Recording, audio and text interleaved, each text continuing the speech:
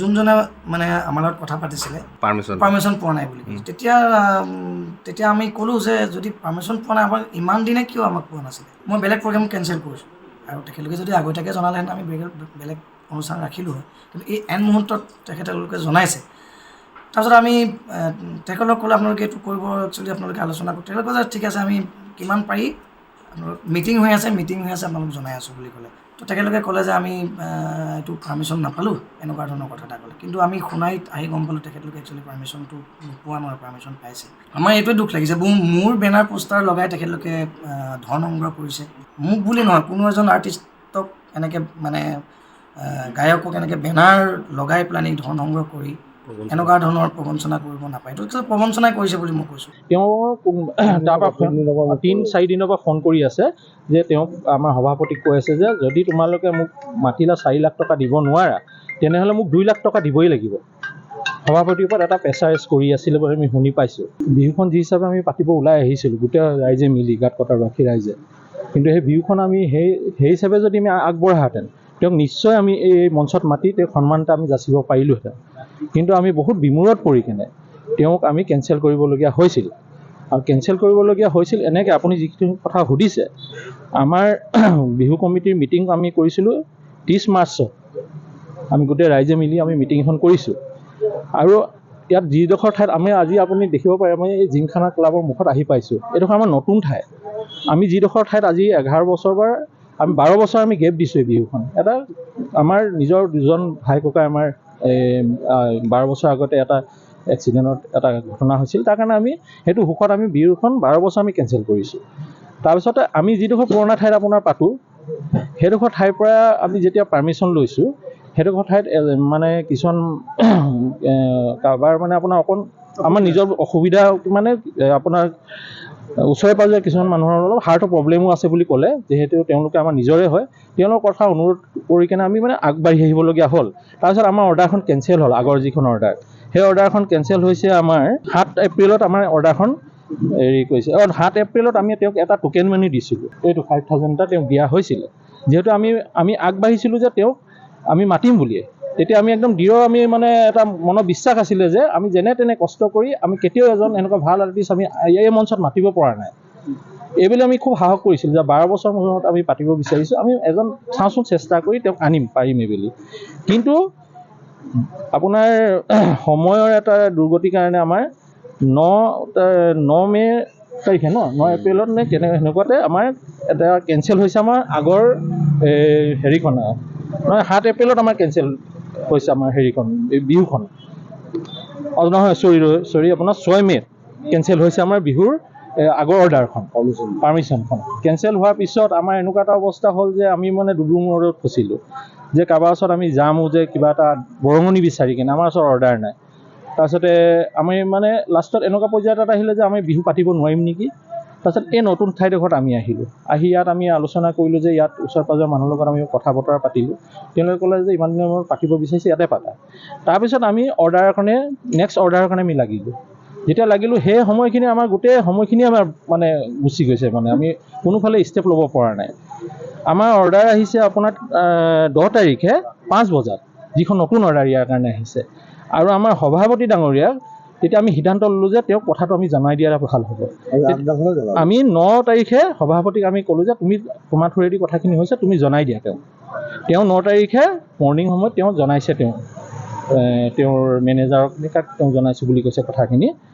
তাৰপিছত আমি 10 তাৰিখে আমি পাৰ্মিশ্যনটো পাইছোঁ দুদিনীয়া কাৰ্যসূচীৰ কাৰণে। তাৰ সময়ত আমি যিমানখিনি পাৰোঁ আপ্ৰাণ চেষ্টা কৰি ওচৰ পাঁজৰৰ গোটেই আমাৰ ৰাইজক, যিসকল আমাৰ আছে নিজৰ ভাইকৰে, আমি গোটেইখিনি মিলি কেনে আলোচনা কৰি আমি এটা বোলো যেতিয়া পাতিব আগবাঢ়ি আহিলোঁ, আমাৰ নিজৰ ভিতৰতে আমি কালেকশ্যন কৰি কেনে বিহুখন আমি আগবঢ়াই নিওঁ। এতিয়া এনেকুৱা হৈছে আমাৰ মানে আৰ্টিষ্ট যিকেইজন আমি ইয়াত আনিছোঁ, সেইকেইজন আৰ্টিষ্ট যেনে তেনে বোলে আজিৰ দিনটো আমি পাৰ কৰোঁ, সেই হিচাপে আমি কেইজনমানৰ আমি আনিবলৈ সমৰ্থন হৈছোঁ। তেওঁলোকে এগ্ৰিমেণ্ট আমাৰ লগত একো কৰা নাই। 4 লাখ টকা এটা তেওঁ কৈছিলে বুলি আমি গম পাওঁ, মানে লিখিত আমাৰ এগ্ৰিমেণ্ট নাই, খালি টোকেন মনি এটা আমি 5,000 টকা এটা দিছিলোঁ। আমি এইটো কৰিব পাৰিলোহেঁতেন যে তেওঁক আমি অকণমান আগতীয়াকৈ জনাব পাৰিলোঁহেঁতেন, কিন্তু আমি অৰ্ডাৰখনৰ পিছত লাগি আছোঁ। যদি অৰ্ডাৰখন আমাৰ নেক্সট অৰ্ডাৰখন অকণমান আগতীয়াকৈ অহাহেঁতেন আমি নিশ্চয় তেওঁক আনি কিনে এটা আমি সন্মান যাচিব পাৰিলোহেঁতেন। হয়, তেওঁ এইখিনি কথা ক'ব পৰা কৈছে এইটো কাৰণে এটা ধৰক তেওঁলোকে এটা চিডিউল থাকে, তেওঁলোকৰ এই ছিজনটোতে ধৰক এটা প্ৰগ্ৰাম ছেটিং থাকে, তাৰ কাৰণে আমি দুখিত সকলোৱে গাত কটাৰ বাকী হৈ কেনে মই ছেক্ৰেটেৰী হিচাপে মই তেওঁৰ ওচৰত ক্ষমা প্ৰাৰ্থনা বিচাৰিছোঁ। যি ভুল হৈ গ'ল আমাক, আমি যিখিনি চেষ্টা কৰিছিলোঁ সেই চেষ্টাত এতিয়াও আমাৰ বহুতখিনি দান বৰঙণি আমাৰ অহাই নাই, মানে কি আমি দিব পৰা হোৱাই নাই। পেণ্ডেলৰ পইচা আছে, লাইটৰ পইচা আছে, কিন্তু তেওঁ যিখিনি পইচা মানে বিচাৰিছে সেই পইচাখিনি আমি দিব পৰা শক্তি নাই। তেওঁ তাৰপৰা 3-4 দিনৰ পৰা ফোন কৰি আছে যে তেওঁক আমাৰ সভাপতিক কৈ আছে যে যদি তোমালোকে মোক মাতিলে 4 লাখ টকা দিব নোৱাৰা তেনেহ'লে মোক 2 লাখ টকা দিবই লাগিব। সভাপতিৰ ওপৰত এটা প্ৰেছাৰাইজ কৰি আছিলে বুলি আমি শুনি পাইছোঁ। আৰু তেওঁলোক যদি আমি 2 লাখ টকাই দিব পাৰোঁ তেনেহ'লে আমি আৰু বাকীখিনিও তেওঁক আমি দিব পাৰিলোহেঁতেন। আমাৰ এই বাজেটটোৱে আমাৰ 2 লাখ টকা হোৱা নাই এতিয়ালৈকে।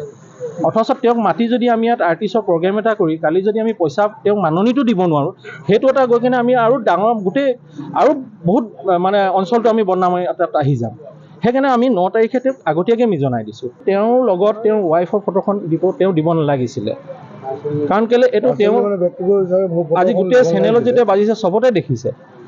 এই মহিলাগৰাকীতো কোনো দুখ নাই ইয়াত, তেওঁ ঘৰত আছে, তেওঁৰ ফটো এখন তেওঁৰ লগত জড়িত কৰি ফেচবুকৰ পৰা ওলাইছে, ক'ৰ পৰা ওলাইছে নাজানো, তেওঁ সেইটো শ্ব' কৰিছে। তেওঁৰ লগত যোগাযোগ আগৰ পৰাই আছিলোঁ, কিন্তু মই অহা যোৱা 9 তাৰিখে মই তেওঁক মই সভাপতি হিচাপে তেওঁক মই ক'লোঁ যে মই আপোনালোকক আনিবলৈ নোৱাৰিম, আমাৰ এনেকুৱা যিখিনি আমাৰ ছেক্ৰেটেৰী ক'লে কথাখিনি এনেকুৱা আমাৰ যিখিনি প্ৰব্লেম হৈছে, পাৰ্মিশ্যন পোৱা নাছিলোঁ আমি, আৰু পাৰ্মিশ্যনৰ হেৰিত আমাৰ ডনেশ্যনো আমি যিখিনি মানে ৰাইজৰ পৰা ল'ম বা কৰিম বুলি ভাবিছিলে সেইখিনিও নাই। পাৰ্মিশ্যন ওলাওঁতে আমাৰ 10 তাৰিখ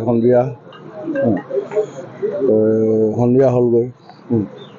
তাৰপিছত মই সেইকাৰণে তেওঁক মই ফোনৰ যোগেদি মই তেওঁক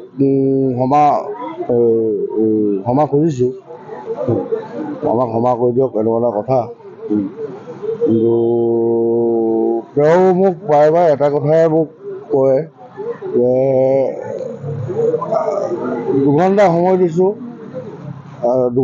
দিছোঁ, আমি শুনাইত আছোঁ, 2 ঘণ্টা সময় দিছোঁ, আপুনি যদি আমাক মাতে 4 লাখ টকা দিয়ক, যদি আমাক নামাতে আমাক 2 লাখ টকা দিয়ক। মই কৈছোঁ 2 লাখ টকা দিবতো আমাৰ হেৰি নাই বৰ্তমান।